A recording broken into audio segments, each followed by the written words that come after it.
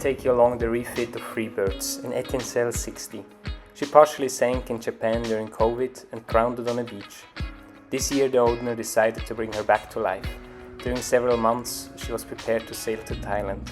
We put an external plywood patch over the damaged area, built a temporary rudder, put a new engine in and a lot more. We then sailed her over 4,000 nautical miles, mostly against wind, to start her major refit.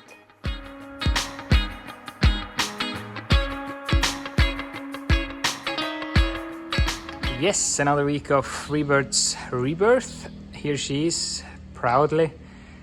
It's a big boat, especially from that angle. It's a bit distorted with the wide angle I'm using here, but yeah, it's a beauty. Here a bit of a better view of our strong backs that we're going to use. So that will be the backbone of the Dagger boards that we're going to build. So this is the profile of the old Dagger board, and the new one will end somewhere here, trailing edge, leading edge.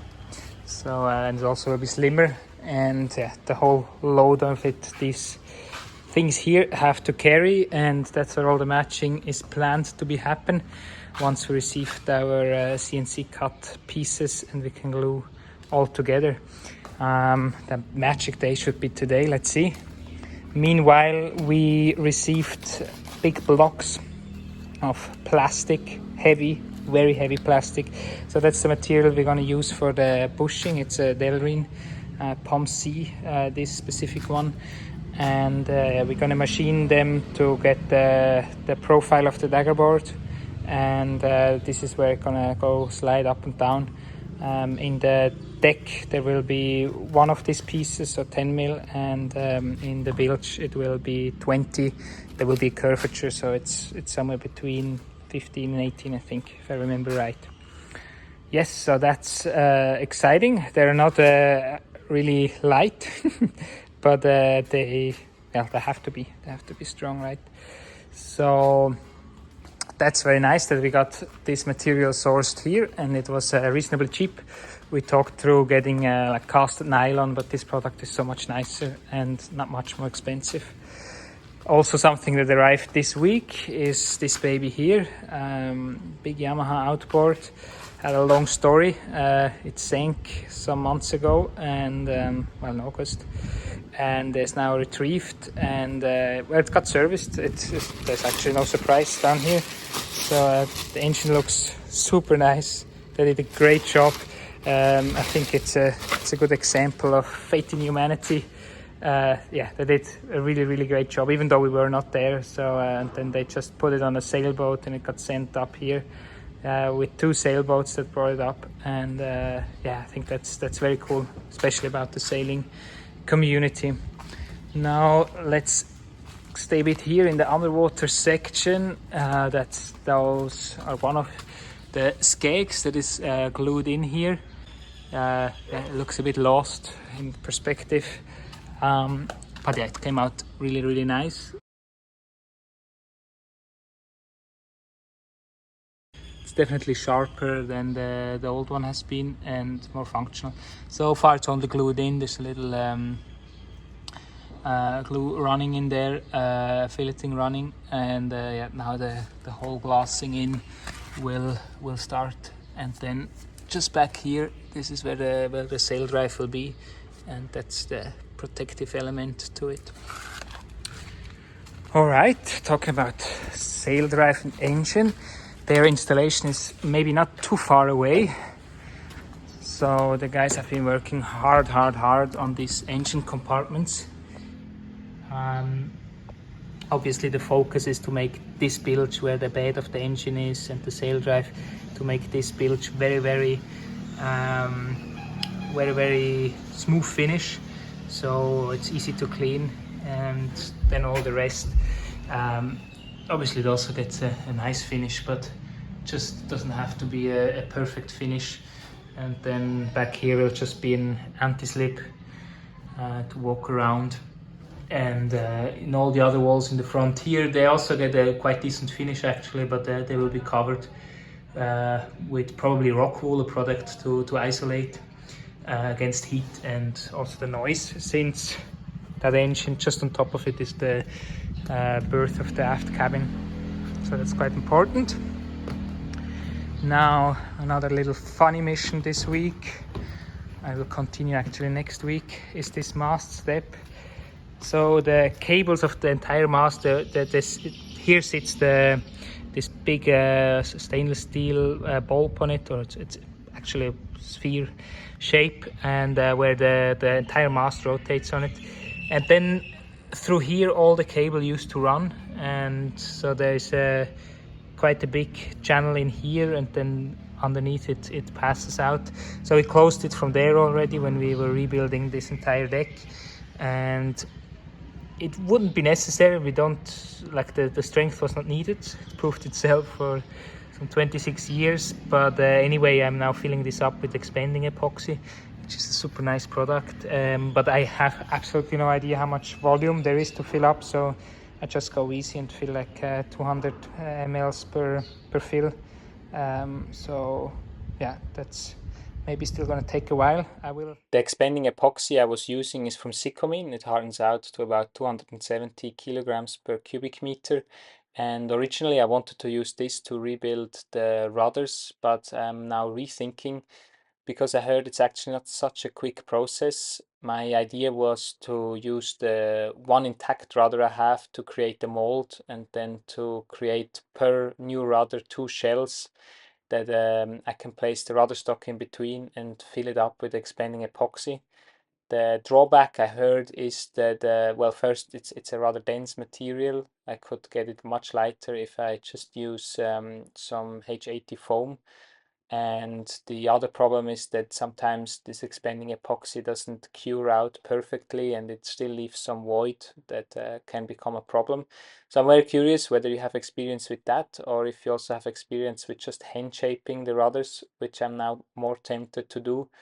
And yeah, maybe you have done both processes and you can recommend me. If so, please let me know in the comments.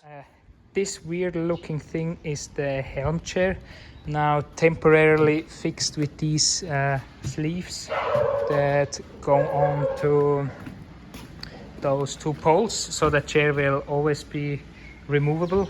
Just going to show how that will look like. So that's the Helm chair now in position, as I said, temporarily.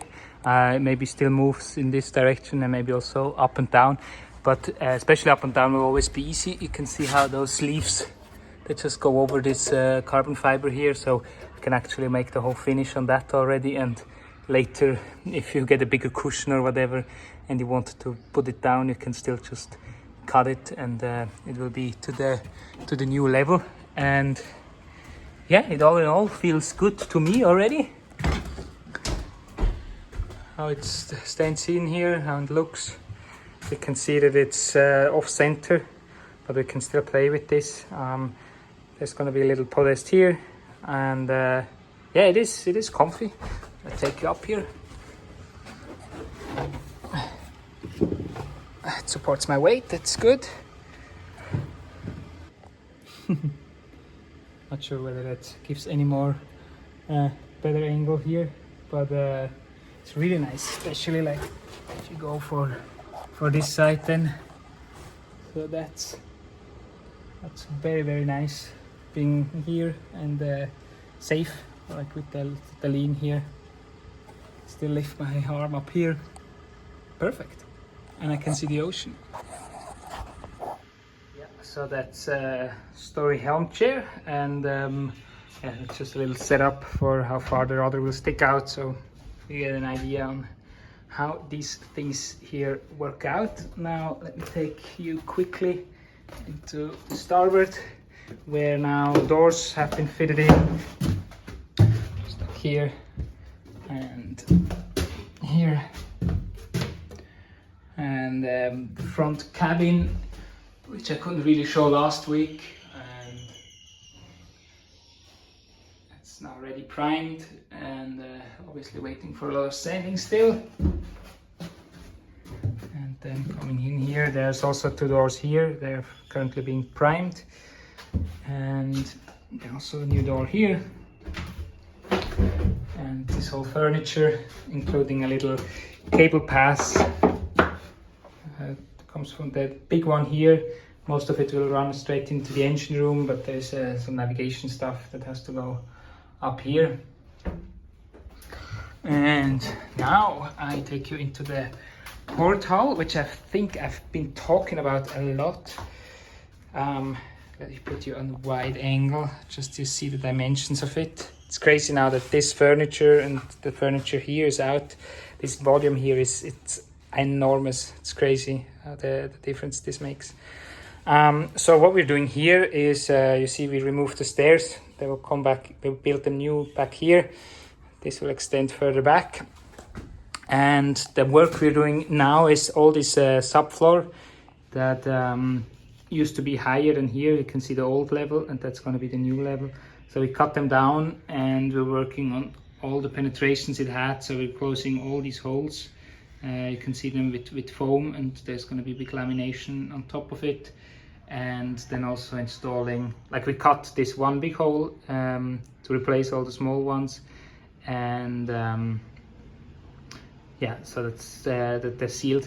The crazy thing is this plywood was in really good condition. Even where the penetrations were, it was fine. There I couldn't find any weak spot with neither tapping or with a moisture meter.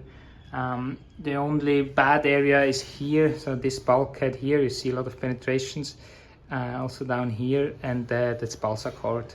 So the tapping I think wasn't even too bad, but then when I went on with the moisture meter, it showed me quite a bit. And yeah, it's a pain in the ass to replace this once the floor and everything is in. So we're just gonna replace the lower section. All the top section is really fine. There's no moist in there, neither is back here.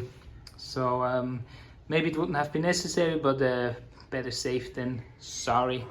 And yeah, the floor is now outside being laminated. That will come in, and we cut out the same inspection hatches as on the other side. At the same time, we're closing windows. Here will be a shelf. That will be the whole bathroom area. This window can stay.